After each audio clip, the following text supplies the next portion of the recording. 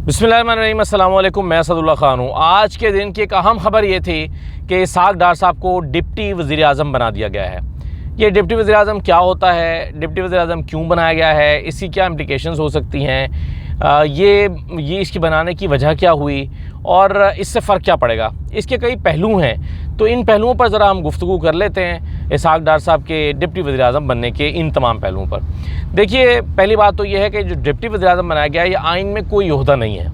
ये उस वक्त पहली मरतबा ये रीत मुतारिफ़ कराई गई थी जब परवेज़ इलाही साहब को डिप्टी वज़ीर आज़म बनाया गया था आसिफ ज़रदारी के ज़माने में, पीपल्स पार्टी के ज़माने में। और उसकी वजह ये थी कि उनको एक इत्तेहादी के तौर पर आपने एडजस्ट करना था, परवेज़ इलाही साहब को खुश करना था और उनको एक बड़ा ओहदा दे दिया गया ताकि उनको बताया जाए कि जनाब आपके नाम के साथ भी वज़ीर आज़म लग गया है। हालांकि वो भी एक बेइख्तियार डिप्टी वज़ीर आज़म थे, लेकिन अब एक मरतबा फिर इस ओहदे का इस्तेमाल किया गया है और इसहाक डार साहब को डिप्टी वज़ीर आज़म बनाया गया है। और अगरचे इसमें आइन में इसके आइन में इस पे कोई इजाफ़ी इख्तियार डिप्टी वज़ीर आज़म के पास नहीं है या कोई भी इनफैक्ट ये चूँकि ओहदा एग्जिस्ट ही नहीं करता है, तो इसलिए इस एतबार से तो इसकी कोई अहमियत नहीं है। लेकिन ऐसा कहना कि बिल्कुल अहमियत नहीं है इस मूव की, ऐसा भी नहीं सही होगा। तो इसकी बुनियादी बात यह है कि ये क्यों किया गया है। पहली बात आपको समझनी चाहिए कि ये फ़ैसला नवाज़ शरीफ साहब ने किया है, शहबाज शरीफ ने नहीं किया। यानी नवाज़ शरीफ जिनके करीबी लोग चूँकि काबीना में आ ही नहीं सके, यानी नवाज़ शरीफ ख़ुद नहीं आ सके, सबसे पहली बात राना सनाउल्लाह साहब नहीं आ सके, फिर जावेद लतीफ़ नहीं आ सके, खुर्रम दस्तगीर नहीं आ सके, तो जो साद रफ़ीक नहीं आ सके, तो नवाज़ शरीफ कैंप के लोग जो हैं वो कोई भी इस वक्त कैबिनेट में मौजूद नहीं है। तो नवाज़ शरीफ साहब को इस बात की अशद ज़रूरत महसूस हो रही थी कि उनका कोई आदमी हुकूमत में तगड़ी पोजीशन पर मौजूद होना चाहिए। और आपने देखा कि इसके लिए पहले इसहाक डार साहब को एक और रोल में मुतारिफ़ कराया गया। यानी जब चूँकि वो वज़ीर ख़ज़ाना नहीं लग सके थे और वज़ीर ख़ारजा लगे, तो वज़ीर ख़ारजा होने के बावजूद उनको कोशिश की गई कि इकॉनमी के मुख्तलिफ़ सेक्टर्स में एडजस्ट किया जाए, यानी ऐसा रोल दिया जाए कि जिसमें वो अपने इख्तियार को औरंगज़ेब साहब वज़ीर ख़ज़ाना के ऊपर इस्तेमाल कर सकें। इसलिए जो ECC कमेटी है उसमें उनको डाला गया। प्राइम मिनिस्टर ने ख़ुद वो कमेटी अपने पास शुरू में रखी। अहम तरीन जो कमेटियाँ हैं फ़ाइनांस की, उन फ़ाइनांस की कमेटियों में इसहाक डार साहब को डाला गया। लेकिन फिर जहाँ से वज़ीर ख़ज़ाना आए हैं वहाँ उन्होंने बताया होगा कि भाई ये क्या हो रहा है, मुझे आप लेकर आए हैं लेकिन अथॉरिटी तो मुझे दे नहीं रहे, तो क्या फ़ायदा। तो फिर कोई 2-4 फ़ोन घूमे होंगे और उन फ़ोन्स के घूमने से फिर हुआ ये कि इसहाक डार साहब को उन कमेटियों से निकालना पड़ा। लेकिन 1-2 कमेटियाँ फिर भी उनके पास रहीं, 1-2 कमेटियों में फिर भी उनका इख्तियार रहा, ख़ासतौर पर जो निजकारी वाला है। तो इसहाक डार साहब की कोशिश तो ये थी, या उनके सपोर्टर्स नवाज़ शरीफ की और उनके कैंप की, कि भाई इसहाक डार को ज़्यादा से ज़्यादा पावरफुल बनाया जाए ताकि वो अपना रोल जो है वो प्ले कर रहे हों, अब हुकूमत के अंदर अपना रोल प्ले कर रहे हों। लेकिन चूँकि अभी तक जो सपोर्ट है ख़ज़ाना के हवाले से वो औरंगज़ेब साहब के साथ है और इसहाक डार साहब की वहाँ पर दाल नहीं गली, तो नवाज़ शरीफ साहब ने फिर ये वाली मूव की। लेकिन अब सवाल ये पैदा होता है कि क्या नवाज़ शरीफ साहब ने ये अपने तौर पर फ़ैसला कर लिया या इस फ़ैसले की उन्होंने अप्रूवल ली है। तो ज़ाहिर है ये तो मुमकिन नहीं है कि नवाज़ शरीफ ने ख़ुद ही फ़ैसला कर लिया हो और अनाउंस करवा दिया हो, और ये भी मुमकिन नहीं है कि शहबाज शरीफ ने सिर्फ भाई के कहने से कर दिया हो और जहाँ से वो पूछते हैं वहाँ से पूछा ना हो। तो अप्रूवल तो यकीनन हुई होगी इसहाक डार साहब की, लेकिन सवाल ये पैदा होता है कि क्या ये अप्रूवल खुशी से हुई है, क्या खुशी के साथ ये फ़ैसला किया गया होगा। तो इस पर मेरा ख़्याल है कि ऐसा हरगिज़ नहीं होगा। नवाज़ शरीफ साहब जो कि काफ़ी दिन से ऐसी प्रेस कॉन्फ्रेंसेस करवा रहे थे, बयानात दिलवा रहे थे, कभी वो जावेद लतीफ़ से बयानात दिलवाते हैं, कभी वो राना सनाउल्लाह से बयानात दिलवा रहे हैं, तो मुख्तलिफ़ तरह के बयानात दिलवा के वो एक तरह से एक प्रेशर बढ़ाने की कोशिश कर रहे थे, वो दबाव बढ़ाने की कोशिश कर रहे थे। और वो जो दबाव बढ़ा रहे थे उसका मकसद यही था कि उनको इख्तियार दिया जाए, काबीना के अंदर, हुकूमत के अंदर उनको इख्तियार दिया जाए।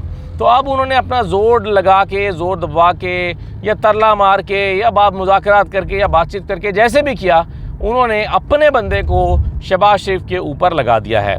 अच्छा, अब इसका एक पहलू ये भी आप देखिए कि वो इसहाक डार साहब जो ख़ज़ाना के ऊपर अपनी दस्तरस बनाना चाहते थे, तो उनको ख़ज़ाना से छोड़ बाकी उनको डिप्टी प्राइम मिनिस्टर बना दिया गया है। تو ان کو یہ لگے گا اسحاق ڈار صاحب کو، یا وہ چاہیں گے کہ وہ کابینہ کو یہ باور کرائیں کہ میں تم سب کا باس ہوں.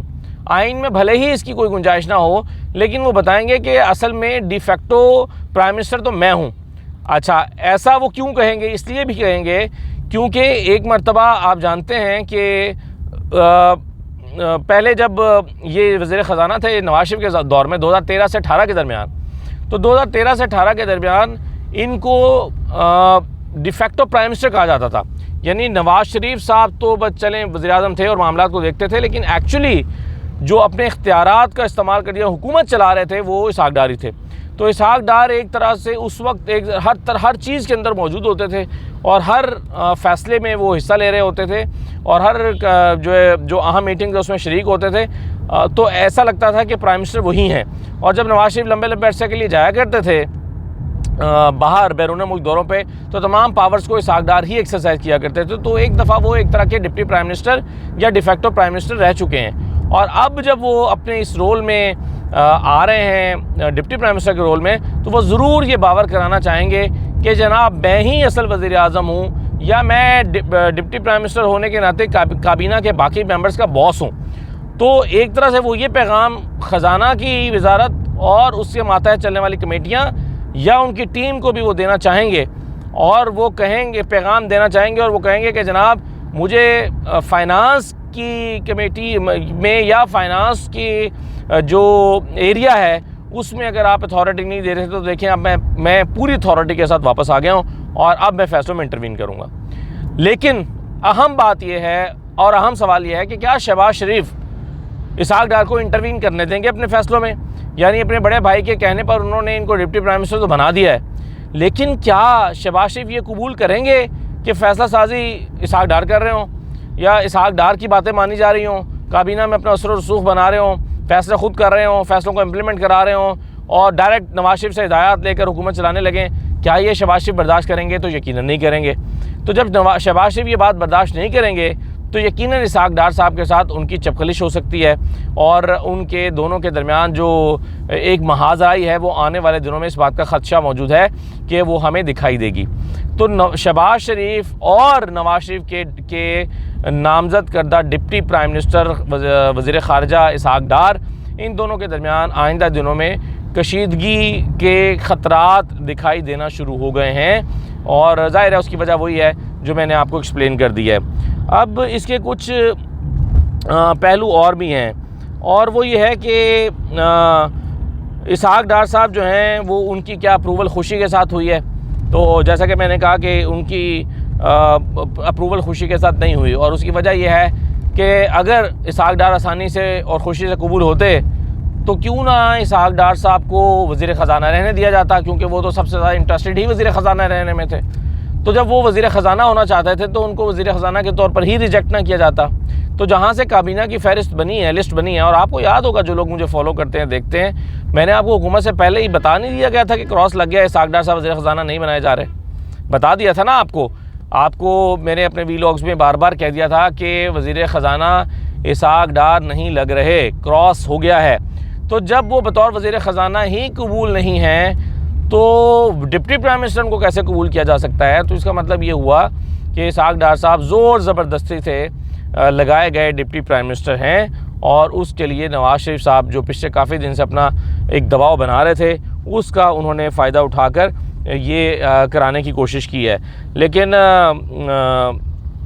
اسحاق ڈار صاحب کا ویسے بھی اگر آپ دیکھیں تو کنٹریبیوشن ہے کیا؟ وہ ایک ناکام سیاستدان کے طور پہ آپ ان کو دیکھ سکتے ہیں، کیونکہ اسحاق ڈار صاحب آپ دیکھیں کہ اسحاق ڈار صاحب وزیر خزانہ رہے، ناکام رہے. ابھی 16 مہینے کی حکومت میں اسحاق ڈار آئے تھے، اور اس 16 مہینے کی حکومت میں اسحاق ڈار صاحب نے ملک کی معیشت کو تباہ کیا. ڈالر 218 سے اٹھا کر یا 200، ان کے خیر آنے سے پہلے چند دن پہلے 230 پہ چلا گیا تھا، لیکن اس کو وہ وہاں سے اٹھا اور 360 پہ بھی نہیں مل رہا تھا. تو اور اس سے پہلے بھی آج تک جو جس رول میں رہے ہیں، اگر وہ اتنے چیمپئن ہوتے تو پاکستان کی اکانومی کو ٹھیک کر دیا ہوتا. لیکن انہوں نے چونکہ پاکستان کی اکانومی کو ٹھیک کیا نہیں ہے، اور اس کے علاوہ کوئی اور کسی اور رول میں وہ رہے نہیں ہیں. تو اسحاق ڈار صاحب جو ہیں وہ ایک ان کا ہمیشہ کردار ایک ناکام ٹیم ممبر کا رہا ہے. تو ایک ایسا شخص جو ایک ناکام پولیٹیشین کے طور پر جانا جا سکتا ہے اور ایک ایسا شخص جس کو بطور وزیر خزانہ ریجیکٹ کر دیا گیا تھا، اب وہ ڈپٹی پرائم منسٹر بن کے آ گیا ہے اور وہ چاہے گا کہ میں وزیر اعظم کے اختیارات استعمال کروں، کیونکہ میں بڑے بھائی کا نمائندہ ہوں اور چھوٹے بھائی کو تو قبول کرنا چاہیے جو بڑے بھائی نے کہہ دیا ہے۔ لیکن زمین پر حالات بدل چکے ہیں، شہباز شریف صاحب شاید یہ قبول نہ کریں، اور ایسے میں جو کابینہ کے اندر جو چیزیں ہیں وہ دلچسپ ہو جائیں گی، اور شاید پاکستان کے لیے افسوسناک بھی، کیونکہ اس طرح کے ماحول میں کہ جہاں پر آپ ایک کھچڑی والی حکومت بنا دیں کہ نہ پتہ ہو کہ شہباز شریف وزیر اعظم ہے، نہ پتہ ہو اسحاق ڈار وزیر اعظم ہے، پہلے ہی ایک عجیب و غریب سی حکومت ہے جس کے پاس مینڈیٹ ہے نہیں، ایک ایسی بغیر مینڈیٹ والی حکومت جس کا کوئی سر پیر نہیں ہے، جس کا کوئی مائی باپ نہیں ہے، اس حکومت میں آپ ایک وزیر اعظم بھی آپ کا نہیں ہونا چاہیے۔ یعنی آپ دیکھیں نا، رانا ثناء اللہ کل تک کیا کہہ رہے تھے، ہم نے اس بات پہ غور کیا، رانا ثناء اللہ نے کہا ہم نے غور کیا کہ ہم اس کو ہیڈ نہ کریں، اس طرح کی حکومت کو، کمزور ترین حکومت کو۔ نواز شریف خود بھاگ گئے اور انہوں نے کہا کہ جی ہم نے کوشش کی کہ ہم ہیڈ نہ کریں، لیکن آج ہیڈ تو چھوڑ، ہیڈ تو ہیڈ ہے، اب ڈپٹی ہیڈ بھی آ گیا ہے۔ یعنی ایک وزیر اعظم نہیں بننا چاہیے تھا، دو وزیر اعظم بن گئے ہیں۔ تو اس حکومت کو لوگوں نے ایک وزیر اعظم بنانے کا مینڈیٹ بھی نہیں دیا، اور اس حکومت نے دو وزیر اعظم بنا لیے ہیں، ایک وزیر اعظم، دوسرا ڈپٹی وزیر اعظم، جس کا آئین میں کوئی عہدہ ہی موجود نہیں ہے اور آئین میں کوئی گنجائش ہی موجود نہیں ہے۔ تو پاکستان کا اس حکومت کے ہوتے اللہ ہی حافظ ہے۔ اللہ حافظ۔